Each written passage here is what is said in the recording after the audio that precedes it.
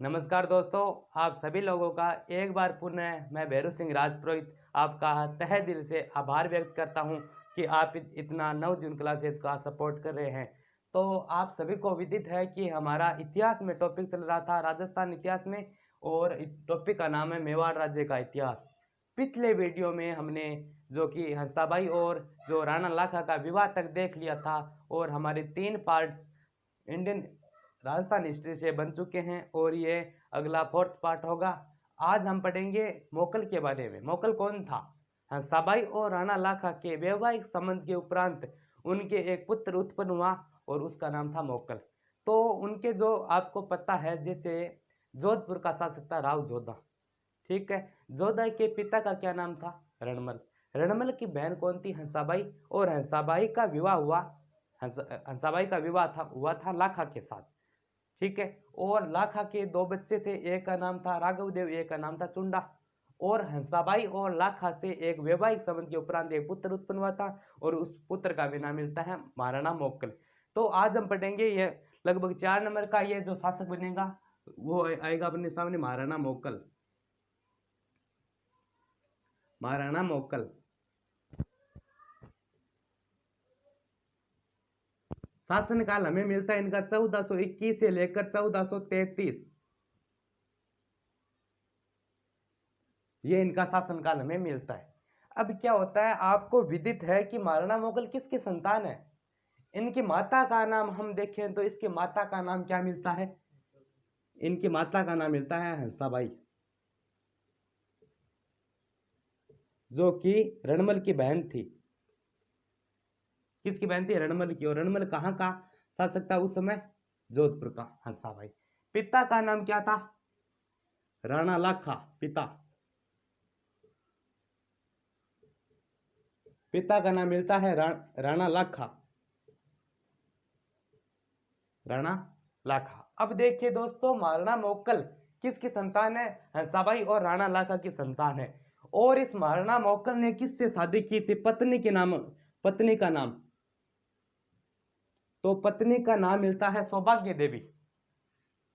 इनका बहुत ही अच्छा सौभाग्य था, तो पत्नी ही इस प्रकार की नाम मिली, सौभाग्य देवी।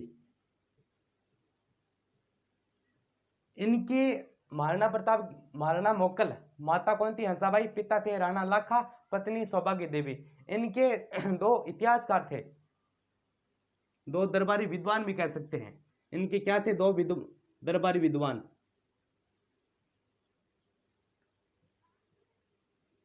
दरबारी विद्वान कौन कौन से थे?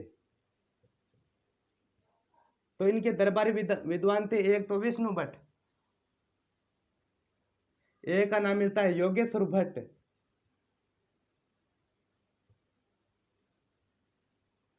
एक का विष्णु।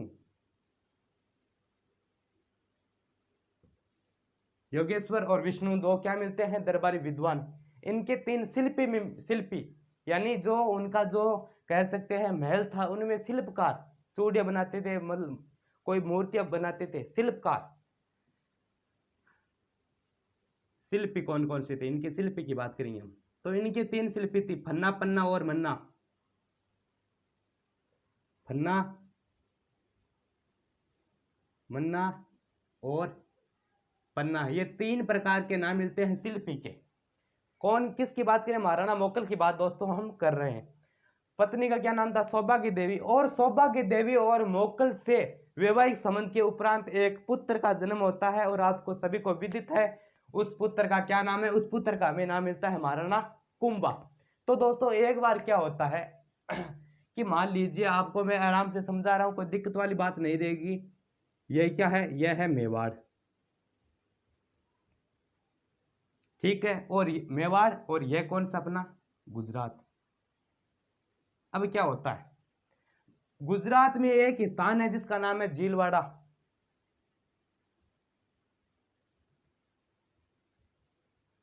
क्या नाम है? झीलवाड़ा।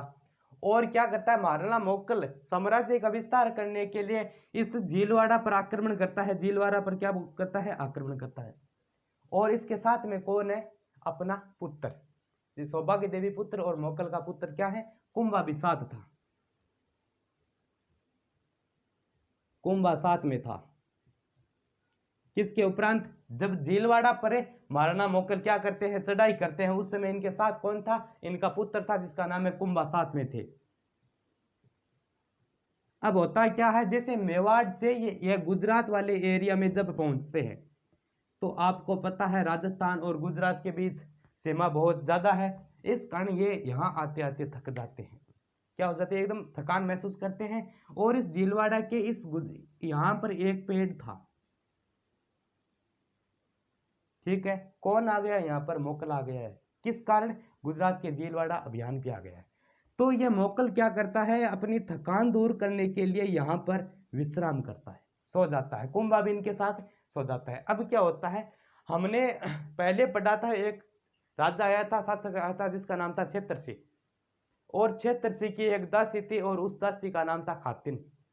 और उस खातिन के 2 पुत्र थे, चाचा और मेरा, जो मैंने बताया थे आगे चलकर मोकल की हत्या करते थे। तो ये सोवा या कौन है, मोकल है। और चाचा और मेरा इसकी हत्या कर देते हैं।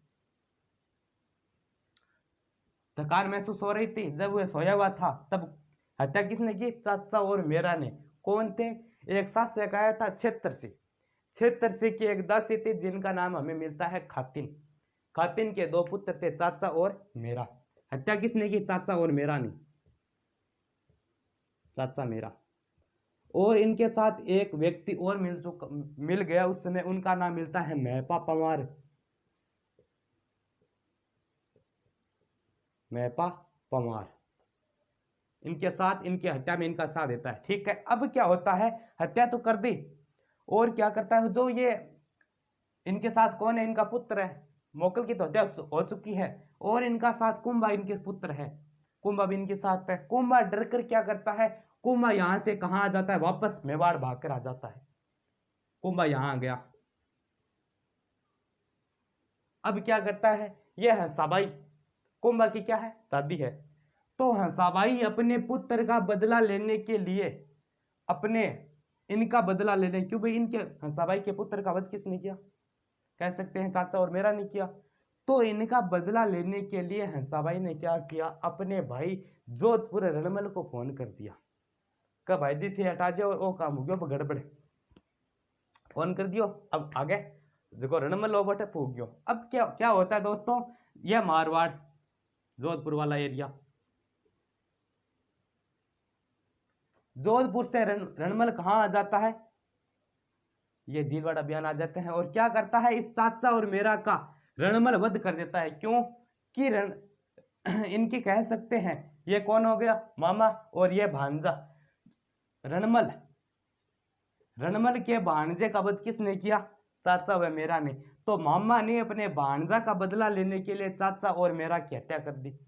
जब वे इनका पीछा करे तो ये भाजकर कहां आ गई, ये दोनों महपा पंवार है, ये भाजकर आ गए मांडू मालवा, मांडू आ गई, ठीक है। अरे वो कुंभा कहां चला गया, वापस मेवाड़ चला गया।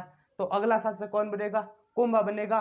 और कुंभा आपको पता है, कुंभा की उस समय उम्र छोटी है।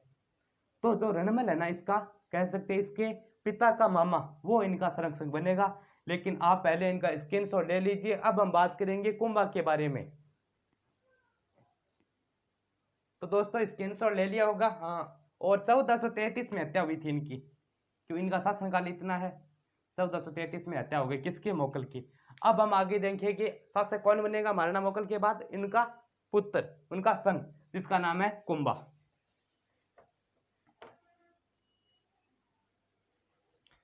आराम से देखना। अगर आपने अभी तक हमारे चैनल नवजीवन क्लासेस को सब्सक्राइब नहीं किया है तो जरूर सब्सक्राइब करें। हम इसी तरह एजुकेशन के वीडियोस लाते रहते हैं अपने चैनल पे। 5 नंबर कौन आएगा, कुंभा, महाराणा कुंभा। शासनकाल कितना मिलता है, शासनकाल इसका मिलता है 1433 से लेकर 1468। भाई कुंभा की अनेक उपाधियां हैं, किस किस नाम से जाना जाता है कुंभा को, उपाध्याय की बात करेंगे पहले। उपाध्याय को इसे कहते हैं अभिनव भट्टाचार्य,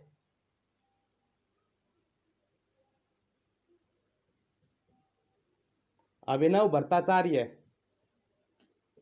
क्यों कहते हैं संगीत प्रेमी? संगीत से बहुत ज्यादा लगाव था इनको, संगीत प्रेमी। एक वाणी वादन प्रवीण या वीणा वादक प्रवीण भी कहते हैं इनको।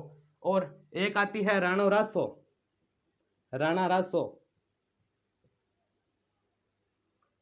इसे कहते हैं छाप गुरु, इसे कहते हैं हाल गुरु।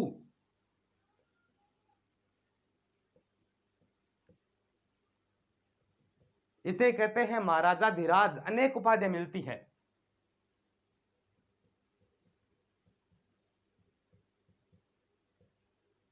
इसे कहते हैं टोडरमल, इसे कहते हैं राजगुरु।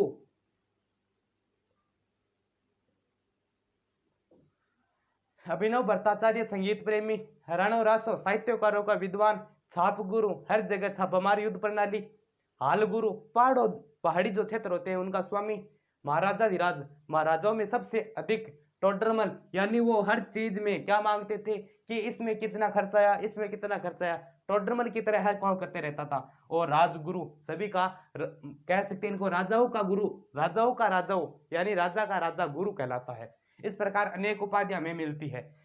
अब हम इनके बारे में देखेंगे।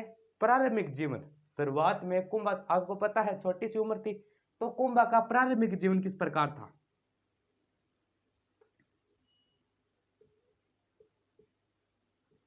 शुरुआती जीवन आपको बहुत मजा आने वाला दोस्तों अगर आप इसको आराम से डिटेल से देखेंगे। तो क्या होता है, कुंभ शासक बन गया, कुंभा, ठीक है, कुंभ शासक तो बन गया। और कुंभा की दादी कौन है? हंसाबाई। इनका संरक्षक कौन था? संरक्षक मैंने अभी आपको बताया था कि हंसाबाई ने जोधपुर से अपने भाई को बुला लिया था। उस भाई का नाम क्या था? रणमल। रणमल कौन था? आपने जोधपुर का नाम सुना होगा, राव जोधा का नाम सुना ही होगा। राव जोधा का रणमल क्या था? पिता। संरक्षक कौन था? रणमल। कहां का था? जोधपुर का। जोधपुर। मेवाड़ और मारवाड़ दोनों शब्द अलग अलग है, हम लिखने में ज्यादा कोई फर्क नहीं है लेकिन डिफरेंट है। संरक्षक कौन था? रणमल, जोधपुर। भाई इन रणमल के साथ एक इनकी दासी भी आई थी। कहां आई थी? मेवाड़ में। और उस दासी का क्या नाम था? भारमली।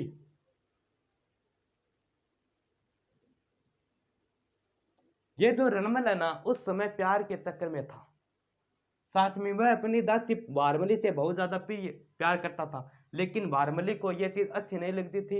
इस कारण भारमली क्या करना चाहती थी? रणमल की हत्या करवाना चाहती थी।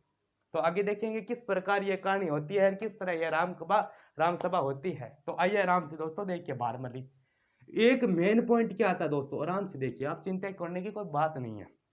रणमल ने, आपको पता है यहाँ पे कौन थे? राजपूत थे। इन्होंने राजपूत सरदारों को हटाकर अपनी जाति, मारवाड़ की कौन सी जाति थी? राठौड़, अपनी जाति के सरदारों को वहां नियुक्त किया।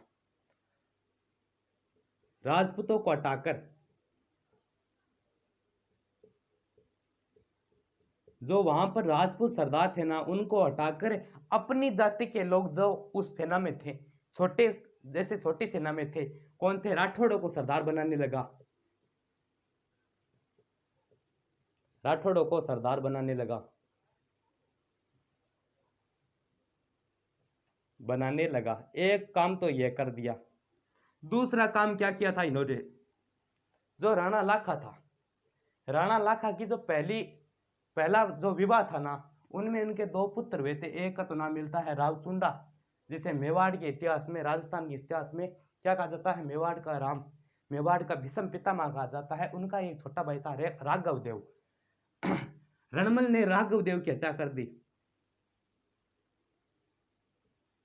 रणमल ने रावचुंडा के, कह सकते हैं राणा लाखा के छोटे बेटा कौन था? राघव देव की हत्या कर दी रणमल ने।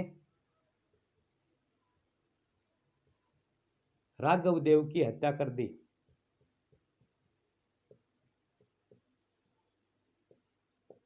हत्या कर दी।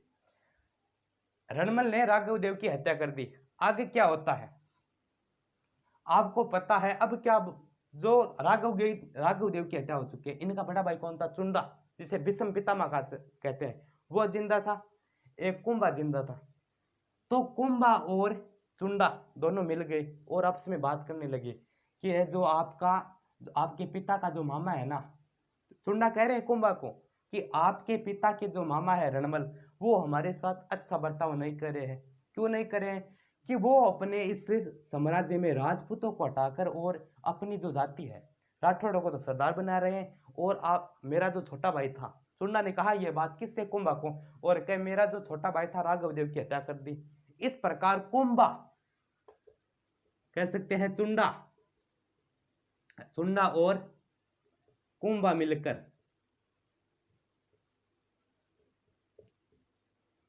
क्या करते हैं? रणमल की हत्या का प्लान करते हैं। हत्या का प्लान बनाते हैं।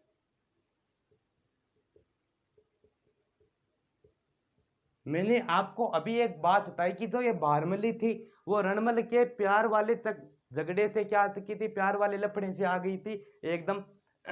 राजस्थानी भाषा में बोले तो काठी दाप चुकी थी। तो यह बारमली भी इनका वध करना चाहती थी और ये दोनों भाई जो चुंडा और कुंभा मिलकर वध करना ही चाहते थे। तो इनका साथ किसने दिया? बारमली ने इन दोनों का रणमल की हत्या में साथ दिया। साथ किस प्रकार दिया वो भी हम बात करेंगे। बारमली ने साथ दिया।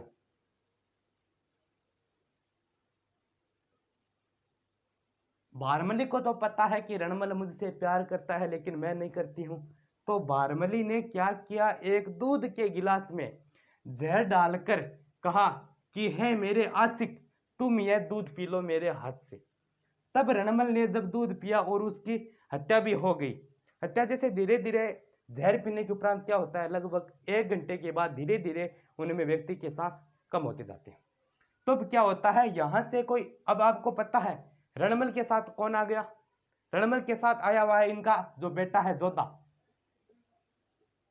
जोधा कहाँ है? अभी मेवाड़ में है। ठीक है, इनकी भाई हत्या हो रही है।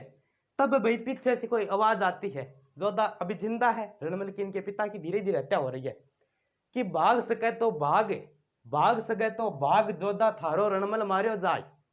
क्या अगर जोधा तुम यहां से भागते हो तो आपकी भलाई है, आपका पिता रणमल अब क्या हो रहा है? मारियो जाए। कहते अब वो मर चुका है। तब क्या करता है, जब जोधा को इस बात का पता चला कि मेरे पिता की हत्या हो रही है, तब यह भागकर, आपको पता है जोधपुर का प्राचीन नाम मंडोर था उस समय, या मंडोर जोधा भागकर कहां आते हैं? मंडोर नहीं आते हैं, लेकिन मंडोर, जोधपुर का प्राचीन नाम क्या था? मंडोर। जो भाग रहे थे और चुंडा जो सिसोदिया, ये चुंडा था, चुंडा इनका पीछा कर रहा है। क्यों? कि भैया रणमल का बेटा है, आगे चलकर यह हमारे खिलाफ क्या करेगा? कुछ अस्त्र उठाएगा, हमारे साथ युद्ध करेगा। तो इस प्रकार ये जोधा यहाँ आराम से यह भाग रहा है। चुंडा इनका पीछा कर रहा है सेना के साथ। ये इनकी सेना साथ उनको पकड़ने के लिए, इनको बंदी बनाने के लिए। तो जब भाई उनका जोधा का दिमाग चला कि अगर मैं मंडोर चला जाता हूं, अगर मैं जोधपुर के मेहरानगढ़ दुर्ग, कह सकते हैं उस समय मेहरानगढ़ दुर्ग तो बना ही नहीं था उस समय, अगर मैं वहां चला जाता हूं मंडोर में, तब तो यह चुंडा वाली सेना मेरा आएगी और मंडोर पर क्या करेगी? घेरा डाल देगी और मेरी हत्या हो जाएगी। तो इन्होंने दिमाग लगाया और दिमाग लगा के यह मंडोर न जाकर कहाँ आ गया? और मंडोर, इस यहाँ पर एक गांव का नाम मिलता है, उस गांव का नाम मिलता है कहूनी ग्राम।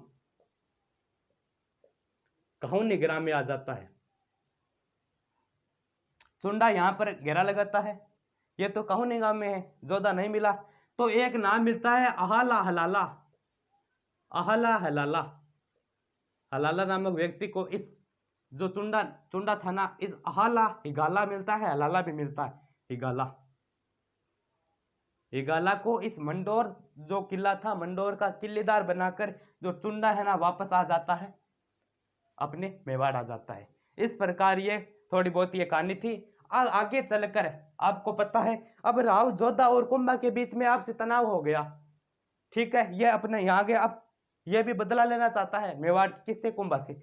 अब आपको पता है इस कुंभा की दादी हंसाबाई,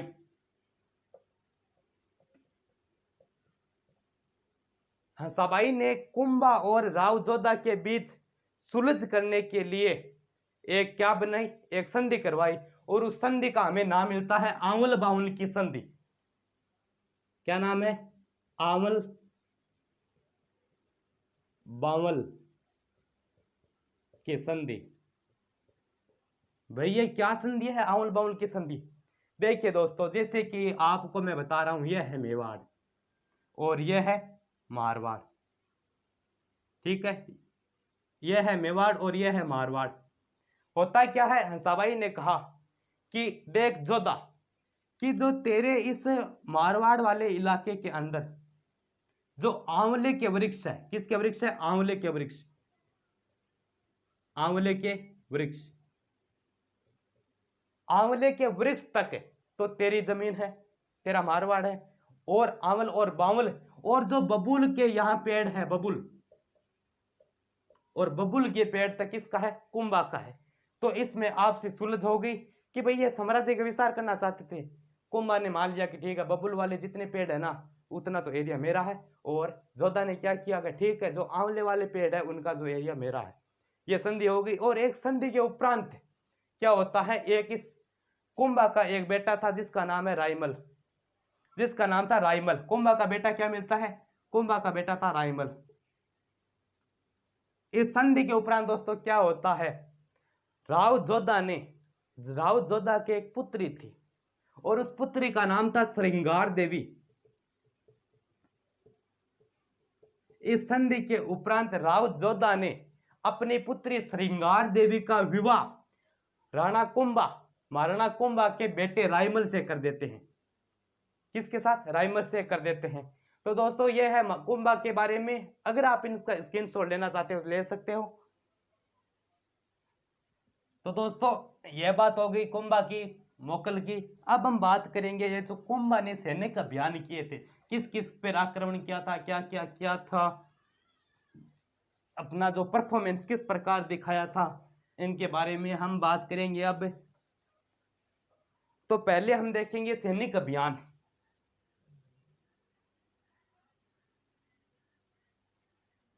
कुंभा के सैन्य अभियान, सैनिक अभियान।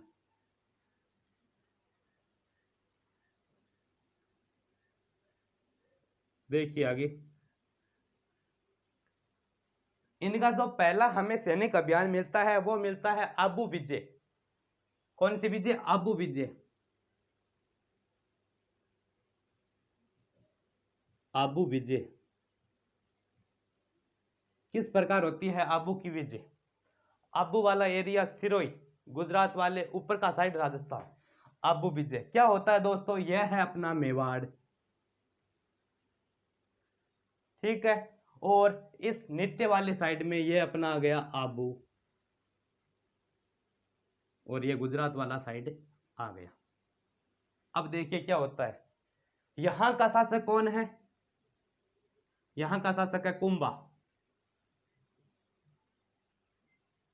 मेवाड़ का शासक है कुंभा, और यह है आबू सिरोही। इसका जो शासक था जिसका नाम था शेषमल।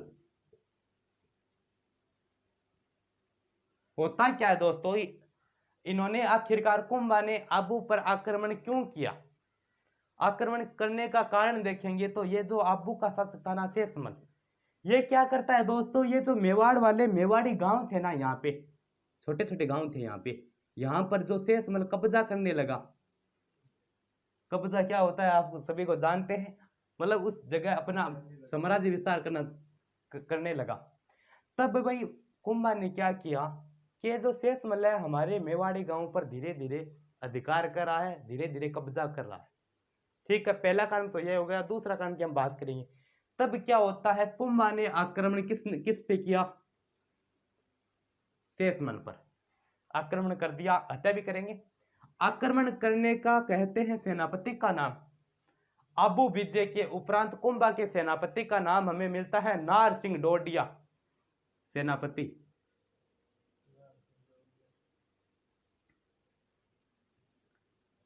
नारसिंह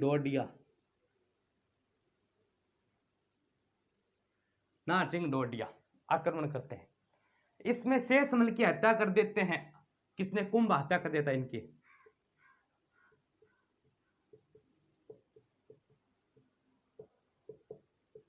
और इसमें कुंभा क्या जीत जाता है। इन्होंने कुंभा ने 2 दुर्गों का निर्माण करवाया सिरोही में, अचलगढ़ दुर्ग और बसंतगढ़ दुर्ग। अचलगढ़ दुर्ग का निर्माण, इस विजय के उपरांत की बात कर रहा हूं। अचलगढ़ दुर्ग का निर्माण, एक बसंतगढ़ दुर्ग का निर्माण, बसंतगढ़ दुर्ग का निर्माण। इनकी विजय के उपरांत इन्होंने अचलगढ़ दुर्ग का निर्माण करवाया, बसंतगढ़ दुर्ग का निर्माण करवाया। ठीक है, पहला कारण क्या मिलता है आक्रमण का, कि जो ये शेषमल था ना, ये धीरे धीरे मेवाड़ी गांवों पर अधिकार करने लगा। इस कारण कुंभा को रीस आ गई कि अब तो मार चार मरशा, तो इस कारण कुंभा ने शेषमल की हत्या कर दी।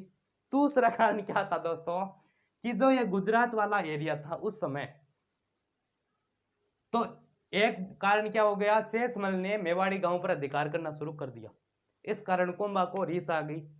दूसरा कारण क्या मिलता है, उस समय जो आक्रमण होते थे ना, वो होते थे गुजरात वाले साइड से। इस तरह आक्रमण होते थे, इस तरह यहाँ पे आक्रमण होते थे मालवा और गुजरात वाले एरिया से। लेकिन ये जो शासक थे ना वहां के, गुजरात और मांडू वाले, मालवा वाले, एकदम बकवास, एकदम डरपोक।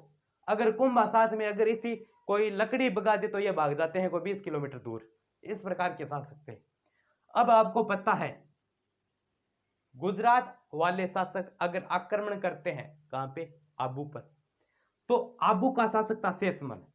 अगर वो गुजरात वाले शासकों से लड़ाई करता है, युद्ध करता है, तब तो ये गुजरात वाले शासक कहां तक सीमित हो जाते हैं, सिर्फ और सिर्फ यहां तक सीमित हो जाते हैं, आबू तक।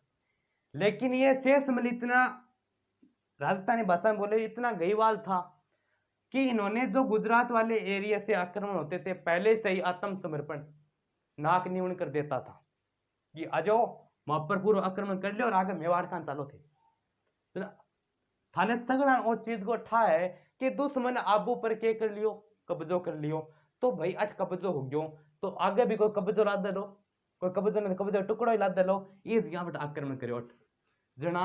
मेन चीज आई है, कुंभा ऐसा सोचता है कि शेषमल तो आत्मसमर्पण कर देता है, बारी मेरी आती है। इस कारण इसको हत्या कर देती और आबू पर अपना अस्तित्व जमा लिया। किसने? महाराणा कुंभा ने। यह तो बात होगी आबू विजय की बात। अब हम देखेंगे नागौर विजय की बात। आबू विजय की बात एक देखेंगे, नागौर विजय की बात। नागौर विजय, नागौर विजय, नागौर विजय की के कहानी है के बाणी आजो तेजो सगड़े आजो आराम देख लिया। अगर चैनल ने सब्सक्राइब नहीं करे तो पहली बात आई, चैनल सब्सक्राइब कर दिया, नहीं आपा को बटाना, सीधी बात है दोस्तों। देखो वो है नागौर दुर्ग,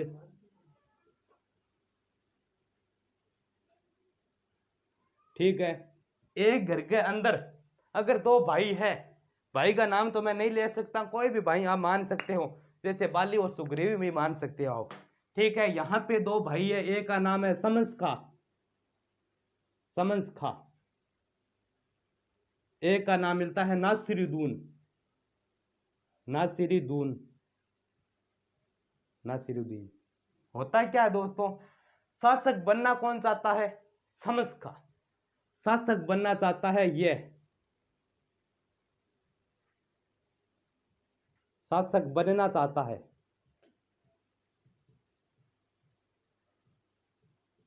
लेकिन बन कौन जाता है? नासिरुद्दीन। समझ रहे होंगे आप, 2 भाई है, समझ का नासिरुद्दीन, 2 भाई है, 2 भाई के बीच में शासक बनने के उपरांत लड़ाई झगड़ा चलते रहते हैं। समझ खा शासक बनना चाहता है कि भाई बड़ा भाई है, बड़े भाई कि भाई एक व्यक्ति की मृत्यु हो जाती है तो उस घर का सदस्य कौन होता है? घर का मुखिया, बड़ा बेटा हो जाता है। लेकिन छोटा भाई, आजकल इनकी बहुत ज्यादा चलती है, लाडले होते हैं, नासिरुद्दीन शासक बन जाता है। तब क्या होता है, समझ का क्या करता है कि भाई शासक तो बनना चाहता था मैं, और बन कौन गया, नासिरुद्दीन। तो यह मेवाड़ है, मेवाड़ में कौन है, कुंभा है, मेवाड़ में कौन है, कुंभा है। तो यह समझ का क्या करता है, कुंभा से सहायता मांगता है। समझ का कहां चला जाता है, कुंभा के पास, और सहायता मांगता है कि कुंभ भाई जी, क्या बोलो जी, क्या मार लो छोटियो भाई नासिरुद्दीन ने लड़े इधर में हूं, आप रिजकी मारो दूर गोभी पर अधिकार कर लियो, तो अभी हूँ छुड़ा के थे मन बनाऊ।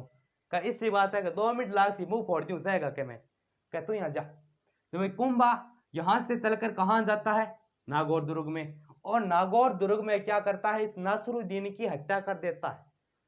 किसकी हत्या कर देता है, इसको हरा देता है, हत्या।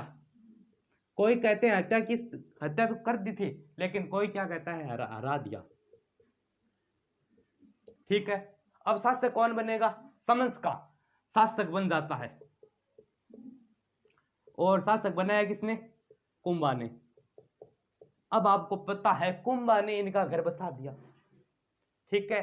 लेकिन कुंभा क्या करता है, समझका को 2 वचन देता है, जैसे आजकल फेरों में देते हैं कि समझका कहां बोलो, कि पहली तो बात है कि तुम आज के बाद क्या नहीं करोगे, नागौर दुर्ग का पुनर्निर्माण नहीं करोगे, नागौर दुर्ग का पुनर्निर्माण। क्या ठीक है महाराज को नहीं करा, ठीक है। दूसरी बात क्या, मन तन महीना टू महीना कर देना पड़से, टैक्स, टैक्स देना पड़ेगा। नागौर दुर्ग का पुनर्निर्माण क्यों नहीं करवाना, कुंभा ने ऐसा क्यों किया, ऐसा क्यों बताया कि तुम नागौर दुर्ग का पुनर्निर्माण नहीं करोगे। तो कुंभा के पास इतना तो दिमाग था कि अगर समझ का नागौर दुर्ग का पुनर्निर्माण, कह सकते हैं कोई मिस्त्री को बुलाकर कारीकुट का दिलवा देता है, तब यह नागौर दुर्ग क्या हो जाता है, मजबूत हो जाता है। कि भाई जब कारीकुट के देंगे तो तराई भी करेंगे, ईंटें भी अच्छे चेपेंगे, अच्छे भट्टे से लाएंगे, तो यह क्या होगा, मजबूत हो जाएगा। इस प्रकार कुंभा से यह क्या करेगा, मजबूत दुर्ग हो जाएगा। तो अगर ये जो समझ खा नागौर दुर्ग के अंदर बीचों बीच बैठ जाएगा, तो उनके बाद कुंभा इस पर आक्रमण नहीं कर सकेगा। क्यों नहीं कर सकेगा, नागौर दुर्ग मजबूत हो गया है। दूसरी बात है, टैक्स देना पड़ेगा। लेकिन क्या किया, समझ खान ने नागौर दुर्ग का पुनर्निर्माण भी करवा लिया, कुंभा के कहने के विपरीत, और टैक्स भी नहीं दिया। इस प्रकार क्या करते हैं, जो कुंभा था ना, वो करते हैं नागौर दुर्ग पर आक्रमण, और नागौर दुर्ग को जीत लेते हैं। लेकिन समझ क्या क्या करता है दोस्तों, गुजरात भाग जाता है। समझ का यहां से कहां भाग जाता है, गुजरात।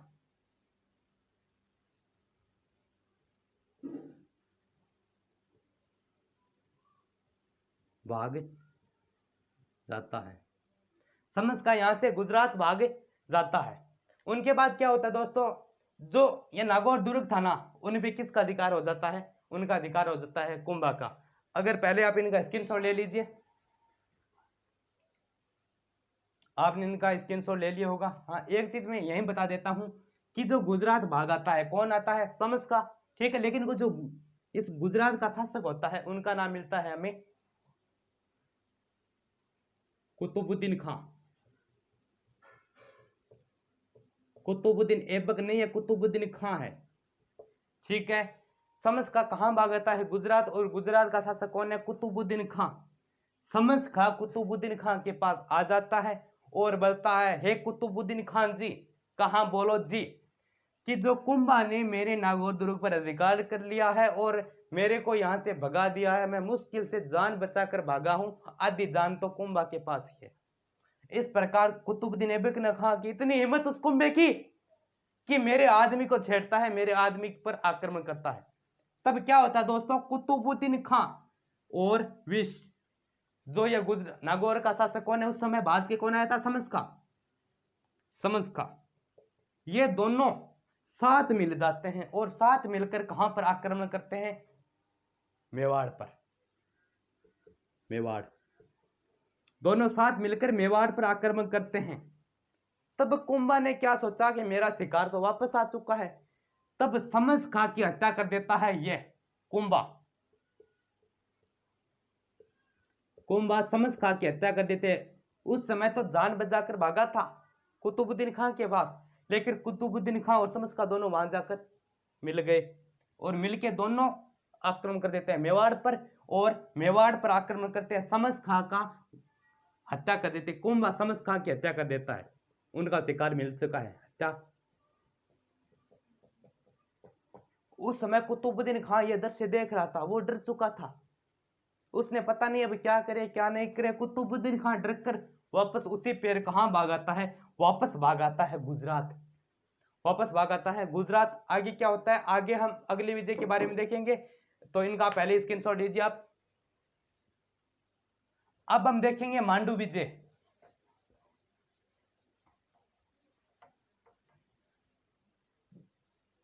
तीसरी मांडू विजय, मांडू विजय। शासक कौन था, महमूद खिलजी प्रथम। मांडू का शासक था महमूद खिलजी प्रथम।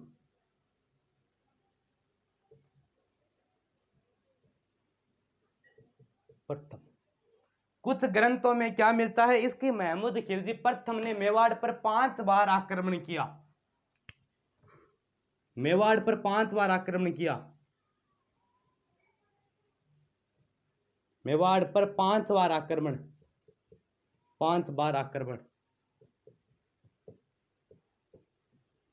एक बार क्या हुआ दोस्तों, आबू में एक अचलगढ़ दुर्ग था जो आबू विजय के उपरांत कुंभा ने बनवाया था।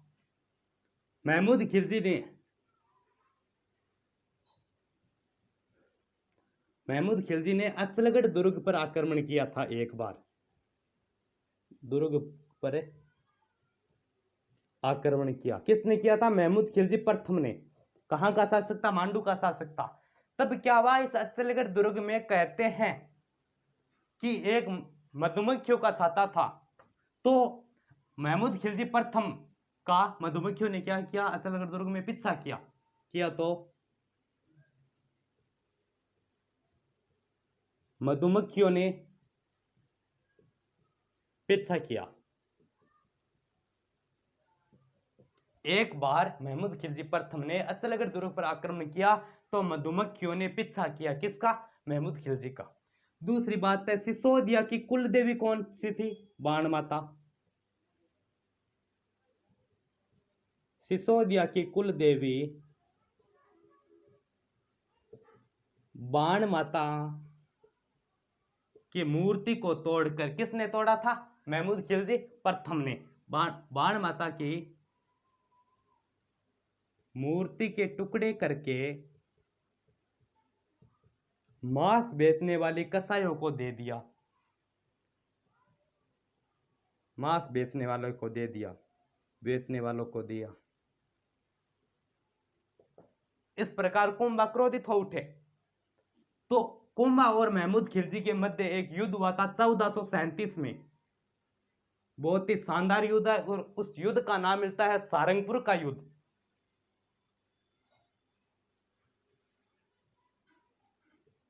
सारंगपुर का युद्ध। इस युद्ध के बाद क्या होता है दोस्तों, जो कुंभा है ना, उसको बंदी बना लेता है, किसको, महमूद खिलजी को, और 6 माह कैद रखता है, 6 माह कैद में रखता है, लेकिन बाद में रिहा कर देता है।